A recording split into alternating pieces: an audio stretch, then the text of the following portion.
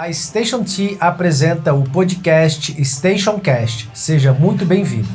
Eu sou Rodrigo França e estarei com você nessa jornada a cada semana, trazendo conteúdos da agenda ESG, inovação e tecnologia, economia criativa e startups, preservação do patrimônio e Smart Cities, por meio de entrevistas com os melhores e mais renomados profissionais de cada área, em um bate-papo super empolgante, informativo e descontraído, sobre essas tendências e conceitos que estão transformando o nosso mundo. Esse é a StationCast. Próxima parada, futuro, conectando você a ideias que movem o mundo.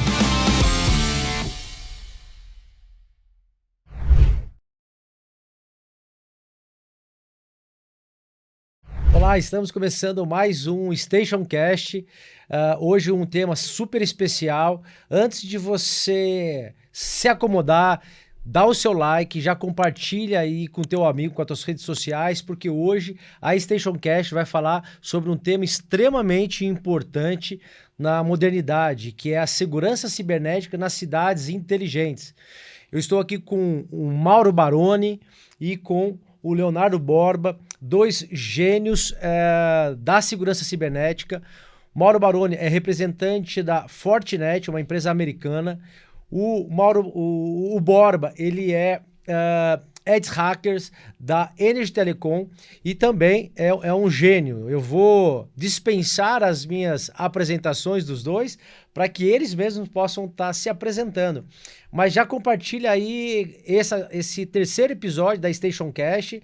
No primeiro episódio, nós falamos sobre a preservação do patrimônio, a importância da preservação do patrimônio no desenvolvimento socioeconômico. Depois, no segundo episódio, nós falamos também a respeito da acupuntura urbana como vetor de transformação socioeconômica das nossas cidades, porque estamos restaurando o complexo ferroviário de Taubaté, que é uma estação do século XIX, para que ela possa ser, em breve, a partir do ano que vem, após a sua obra de restauro, o primeiro ambiente de inovação aberto no Brasil dentro de um complexo ferroviário totalmente restaurado.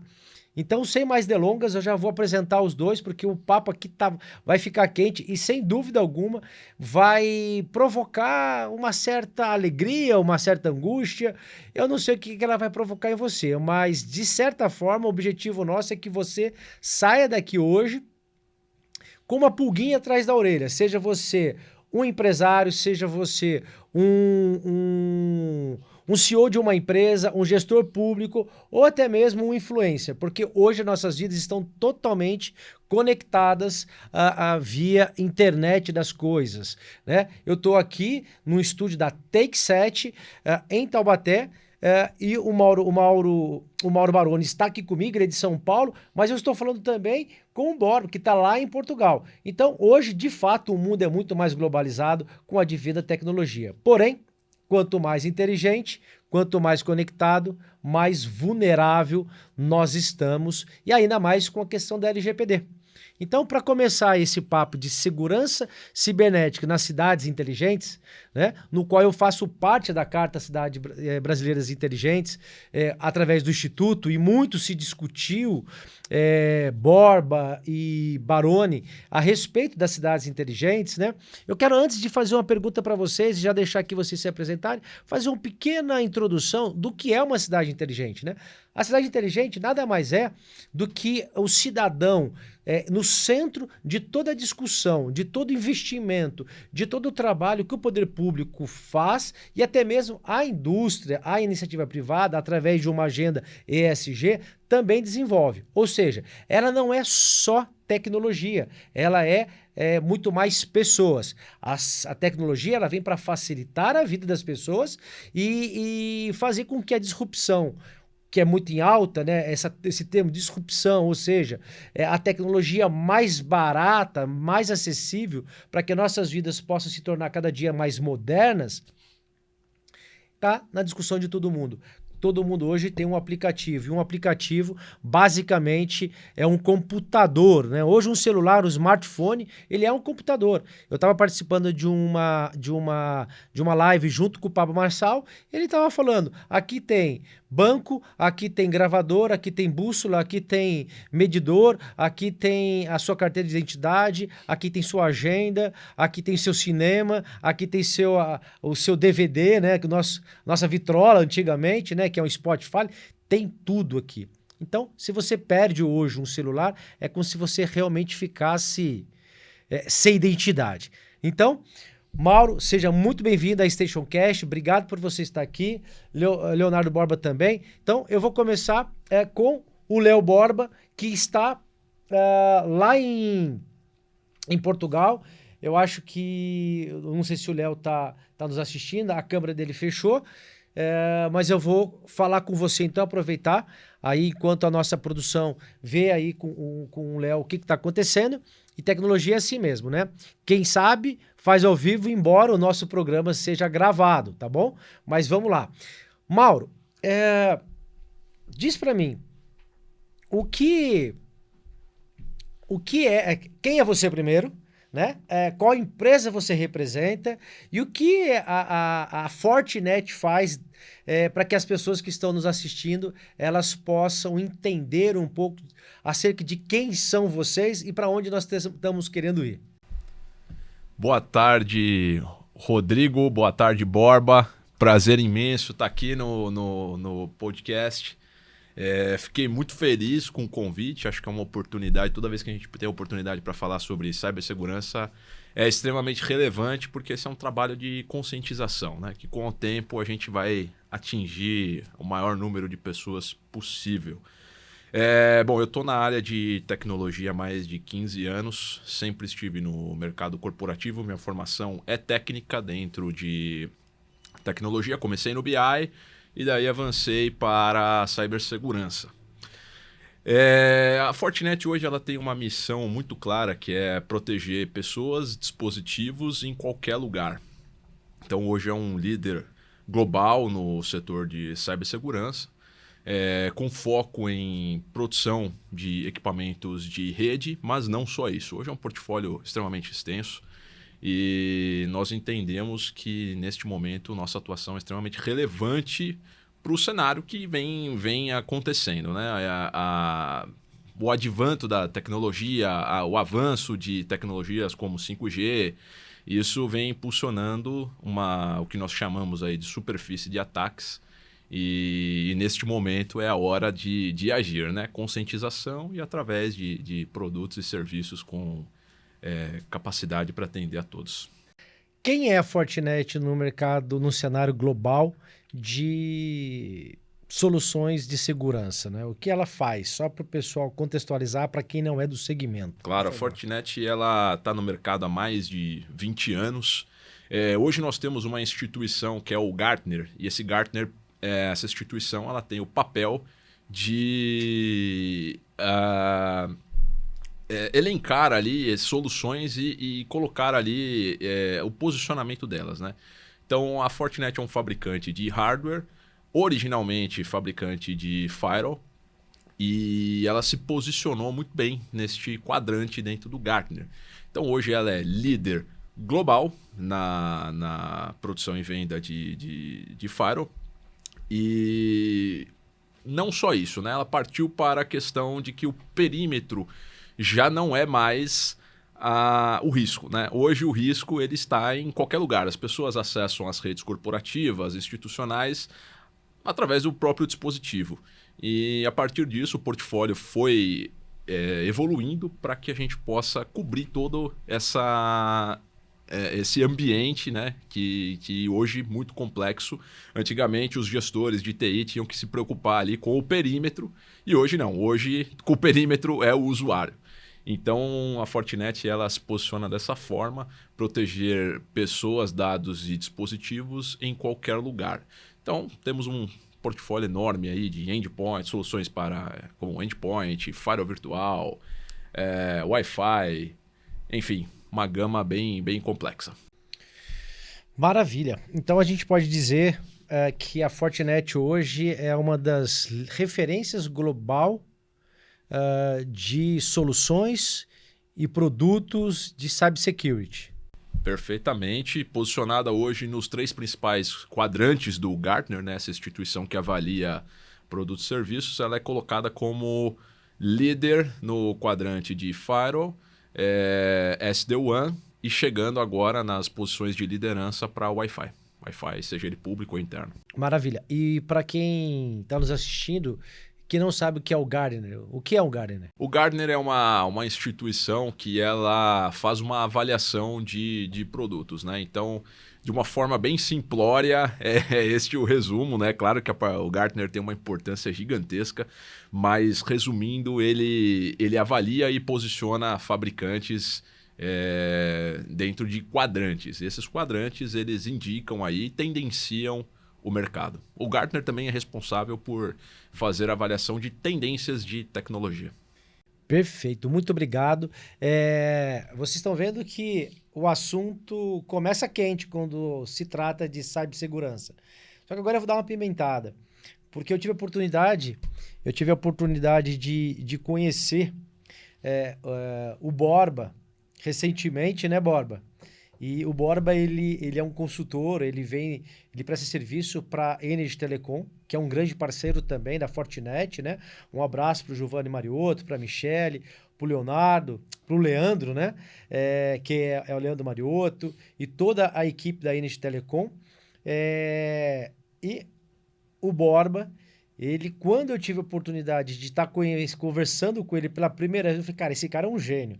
Então, Borba, você, como eu já te falei hoje de manhã, hoje nós tivemos aí uma reunião, né, de manhã, eu fiquei seu fã e tenho certeza que você também que está nos assistindo vai ficar fã desse cara, porque ele é um gênio. Borba, fala pra gente aí quem é o Borba e o porquê que de repente as pessoas vão ficar perguntando, cara, mas por que o Rodrigo tá tão fã desse cara, né?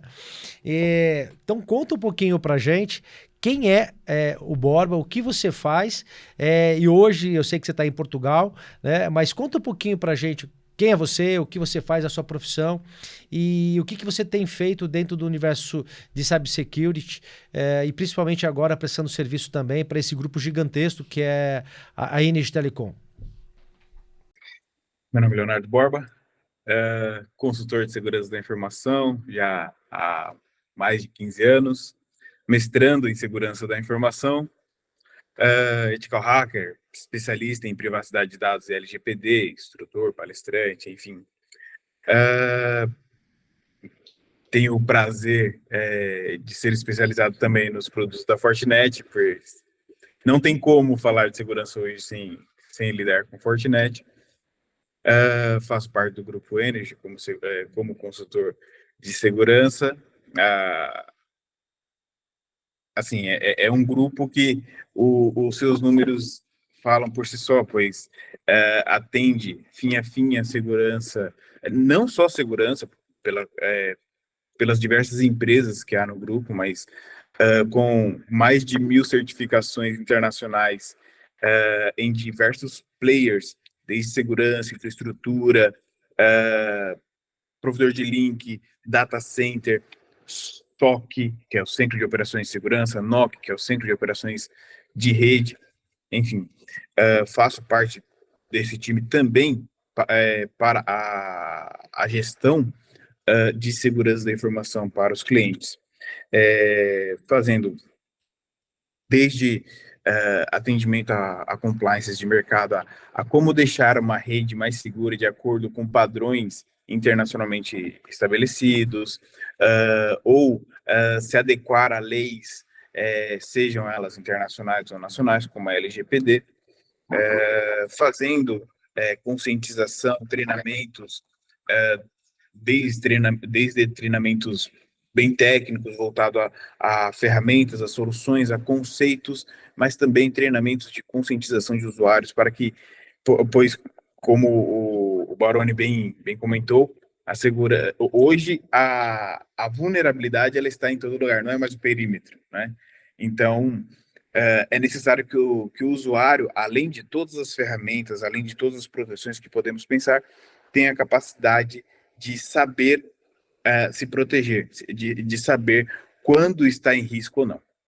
Maravilha. E olha para vocês verem, né? Enquanto você fala, ô Borba, antes de eu entrar aqui na primeira pergunta, você colocou que a segurança ela não está mais ligada somente ao perímetro, né? E aí me veio a questão da vulnerabilidade das nossas casas, principalmente daquelas casas que possuem crianças, né? Então a gente vê aí a questão de muitos jogos, né? Algumas ondas, às vezes, de inclusive jogos fazendo desafios estimulado, né? Por próprios jogos via internet. Então, realmente, às vezes o pai, ele acha que o filho está seguro em casa, na frente de um computador, na frente de uma televisão, mas principalmente na frente de um computador, de um celular, e pelo contrário, ele está muito mais vulnerável, muito mais em risco do que nós antigamente estávamos quando a gente tinha que ficar em casa, porque as nossas mães tinham medo da gente ir para a rua jogar bola, né? Então, olha, então hoje a realidade ela é que a gente precisa sofrer esse mindset e saber que isso daqui ele é uma porta aberta para o mundo.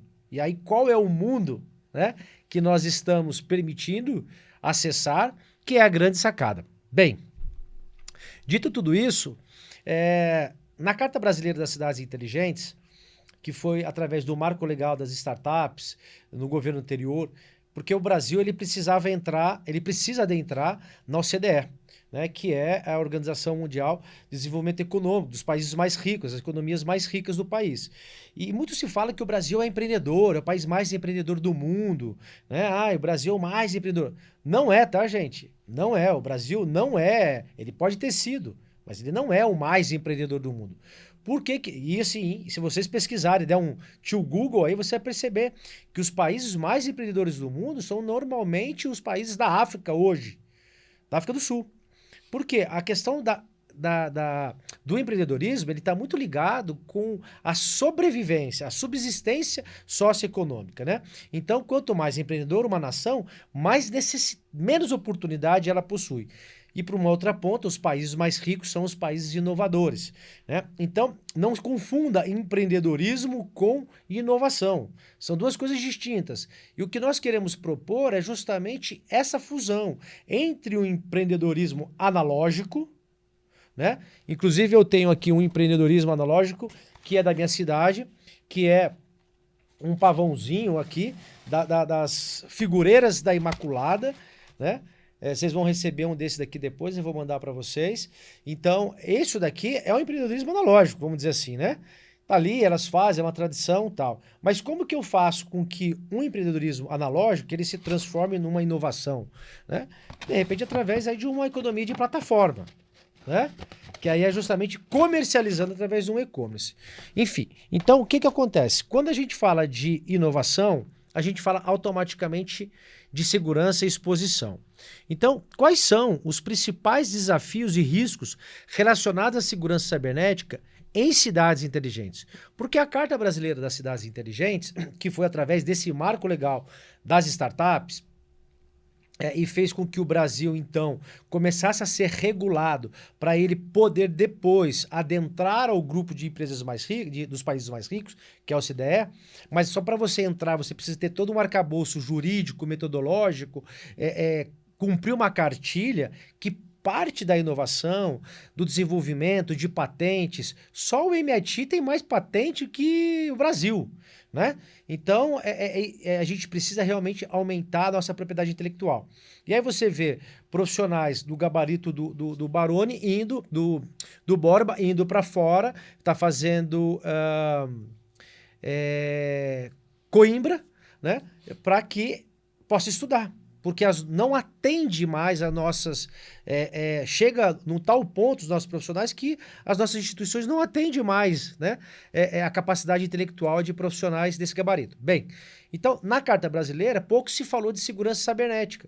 Ou seja, você tem lá um item que é cidades resilientes, mas essa resiliência está muito mais vinculada à questão de estresse ambiental do que propriamente dito à questão de segurança cibernética. Embora... faça menção, tá? Faça menção à segurança cibernética, mas uma menção bem simples. Então já começa essa provocação com o Borba. Porque aí depois você vai fazer, que eu acho que o Borba ele vai pavimentar um terreno para depois fazer essa junção entre a visão de um profissional como um ad hacker e ao mesmo tempo de um fornecedor. Então, Baroni, na sua opinião, quais são os principais desafios e riscos que uma cidade, um poder público, né, ou uma empresa possui aí em questão relacionada à segurança cibernética dentro desse conceito de Smart Cities? Vamos lá. É importante a gestão pública entender que a proteção cibernética para cidades inteligentes, ela vai muito além do que se preparar apenas com uma infraestrutura de TI adequada em, em um centro de operações, ou espalhar câmeras de segurança. Vai muito além, muito além. Vamos começar com o básico, né? Se as infraestruturas críticas da cidade, então gás, água, luz, enfim, serviços críticos, não estiverem corretamente segmentados, não estiverem corretamente protegidos, a cidade já está automaticamente vulnerável a ficar à mercê de indivíduos mal intencionados, inclusive como aconteceu em várias ocasiões pelo mundo. Tivemos, há alguns anos atrás, inclusive, uma cidade americana que teve o seu serviço público parado por mais de um mês por um ataque de ransomware, né?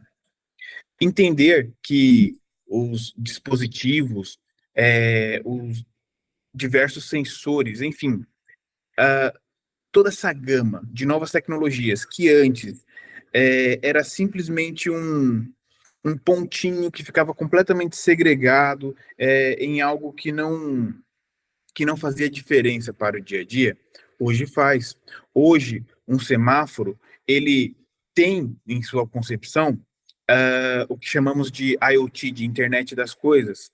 Então, é necessário que nós olhemos com todo o cuidado e prestemos a segurança para esses dispositivos. O que eu comentei anteriormente das infraestruturas críticas, para o mundo de cybersecurity, nós temos IT, Information Technology, tecnologia da informação, que é o que nós estamos acostumados no dia a dia, e nós temos o OT, Operational Technology, tecnologia de operação, que é aquilo que a gente vê nas fábricas, é aquilo que a gente vê também nas usinas, é o que vai controlar essas máquinas, essas redes elétricas, essa gestão de tráfego, de transporte, por aí vai. Então, tudo isso, como eu comentei, tem que estar segregado e corretamente protegido. É necessário que toda a rede de comunicação seja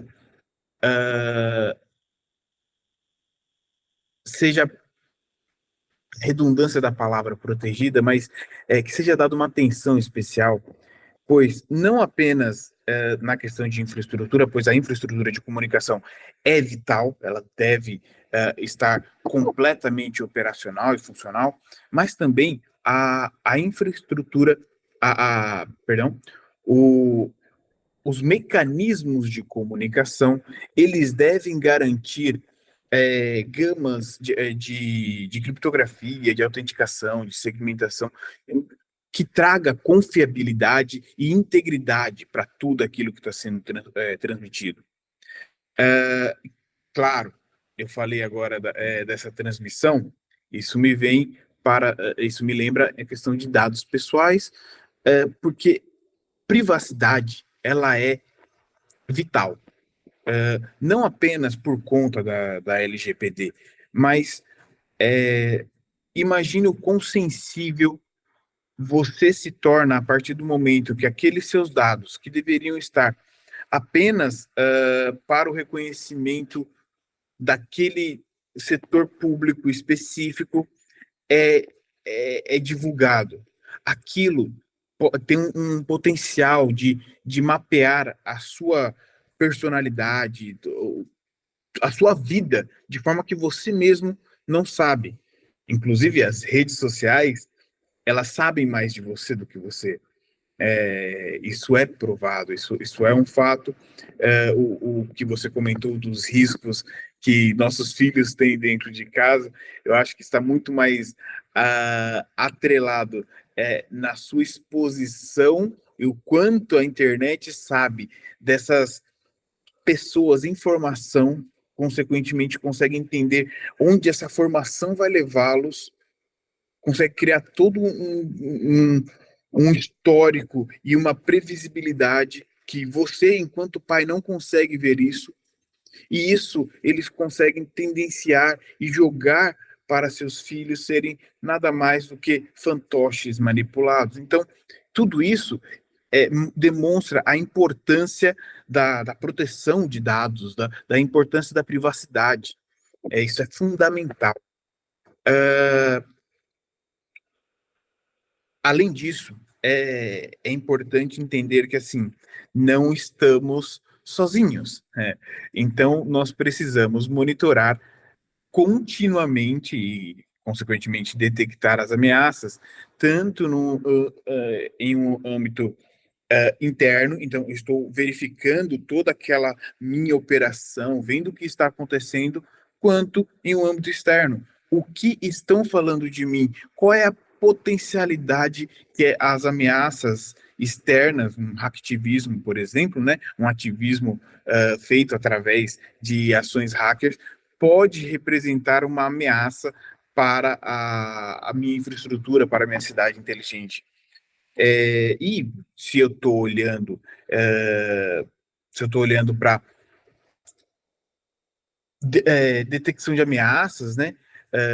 Eu também tenho que ter a capacidade de responder a essas ameaças, responder a um incidente, estar preparado para que, seja o que aconteça, eu tenha a minha resiliência para voltar à minha operação, para não parar a minha operação, primariamente, mas se algo acontecer, que eu consiga reverter isso de forma imediata, que eu consiga evitar que, por mais que haja um acesso indevido aos dados, esses dados não sejam divulgados, porque eu apliquei alguma técnica de anonimização e pseudo-anonimização, que inclusive é previsto na Lei Geral de Proteção de Dados, naqueles dados pessoais, que eu tenho a capacidade de, ao identificar um incidente de uma infecção, eu isolo aquele host, aquele item que está vulnerabilizado, de forma que ele não vai propagar essa ameaça pela minha rede. E, por fim, aquilo que eu comentei lá no começo, que é a conscientização, a educação, é levar isso tudo de uma maneira mais fácil, mais mastigada, por assim dizer, para o público em geral. É criar educação, criar ações simples que vão expor para o público em geral que como não se tornar vulnerável, como não compartilhar todos os seus dados com qualquer aplicativo, como não clicar em qualquer link e por aí vai. Isso, claro, estou falando do público em geral, mas também tem a, a intenção de atingir, aliás, a primária intenção de atingir aqueles que estão dentro, operando, responsáveis por todo o segmento da cidade inteligente. Sensacional. E é interessante porque você tratou de diversos assuntos, mas uma coisa que me chama a atenção também é a questão da educação. E o objetivo da Station Cast é justamente esse, de ser uma plataforma, um canal fast learning, ou seja, aprendizado rápido, né? Então você aqui assistindo os nossos episódios, você consegue ter diversos aprendizados rapidamente com especialistas que eu falo que é do mais alto gabarito. E essa parte de inovação, de educação, né, Borba e Baroni, ela deve começar da parte dos pais, né? Então é em casa, mas ela extrapola também para uma educação corporativa também, né? Porque não é só a educação em casa, mas muito mais, às vezes, uma educação corporativa. E aí acredito que aí entra o papel dos corporate, né? Ou seja, como uma Energy Telecom, como uma Fortinet. Eu sei que a Fortinet possui, inclusive, a Fortinet Academy, né? Que não só prepara profissionais nessa área de segurança cibernética, mas também pessoas que, de repente, querem aí ter mastigado esse assunto e se especializando, até mesmo por uma segurança pessoal ou da sua empresa, e que depois pode virar, de repente, até uma profissão, ou não, mas pelo menos ele está informado ao ponto de poder liderar o seu time internamente, e aí independentemente da estrutura da empresa, né? Muito bom, Borba. Obrigado. Mauro, a questão nessa mesma linha, né? E aí o Borba ele traz a questão justamente dessa sistematização entre segurança, entre o hactismo, né? Que é o ativismo de hacker. Então tô aprendendo aqui também, tá, gente? Outros conceitos, né? E é isso que é o bacana. A gente aprende fazendo o podcast. Mas ele trouxe uma questão um pouco mais conceitual, realmente analítica, né? Pelo lado de quem está olhando a estrutura de uma engenharia, de uma arquitetura de segurança, né? É como se ele estivesse olhando pelo prisma do policial. Então, assim, a Fortinet, ela é um fabricante, né? Então, você tem a visão do Borba como policial e a Fortinet, você como um fabricante. Dito isso, na sua opinião, esse conceito dos principais desafios, na verdade, os principais desafios e riscos relacionados à segurança cibernética das cidades, como que você olha do ponto de vista de fabricante? Porque ele traz a visão do policial, do agente ali que está protegendo. E vocês, quando vocês chegam numa situação ou quando vocês se deparam com essa realidade eminente e que muito provavelmente é o futuro do mundo, né? Então vocês têm aí acho que planetas, eu não vou falar nem mais oceano azul, mas planetas azuis, né? Inexplorado para realmente seguir. Como é que vocês veem isso internamente e do ponto de vista profissional para quem está nos assistindo, ter esses dois olhares, ô Baroni? Ô, Rodrigo, primeiro você citou um trabalho que eu acho excepcional, que foi a Carta das Cidades Brasileiras, Carta das Cidades Inteligentes Brasileiras, Projeto Andus. Tive a oportunidade de participar de algumas audiências públicas, contribuir com algumas perguntas e a gente teve o resultado muito importante, o que saiu dali. O Brasil, ele de fato coloca alguns limitadores para a nossa área, mas aqui no Brasil nós temos duas legislações muito importantes, que é o Marco Civil da Internet e temos a Lei Geral de Proteção de Dados, que além da lei, nós temos uma agência, que é a ANPD, que é responsável por fiscalizar isso e fiscalizar se as coisas estão acontecendo conforme a legislação que foi aprovada. Cidades inteligentes... Nós começamos a falar de cidades inteligentes, salvo engano, em 97, numa das primeiras reuniões sobre o clima, a mudança climática, né, o impacto da sociedade no clima. E a partir dali nós tivemos muitas literaturas sobre o tema e todas elas convergem num único ponto. A tecnologia ela deve ser um meio para facilitar a vida das pessoas para que possam ter uma condição mais saudável e a vida nas cidades possam ser melhor. Hoje, no Brasil, nós temos a ABNT que ela vem e diz quais são os parâmetros para que você tenha uma cidade inteligente, só que isso tudo é baseado em 3 ISOs, que é o 37120, acho que o 123 e o 124, salvo engano. Mas nós não temos nenhum parâmetro para certificar uma cidade inteligente e segura.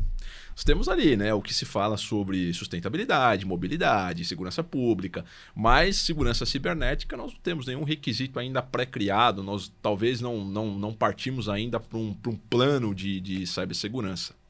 E quando uma cidade, nós temos aqui o exemplo São José dos Campos, que foi uma cidade É uma das primeiras, aqui a primeira cidade brasileira. Hoje, salvo engano, no mundo todo temos 80 cidades inteligentes, consideradas inteligentes, mas São José dos Campos aqui foi a primeira no Brasil.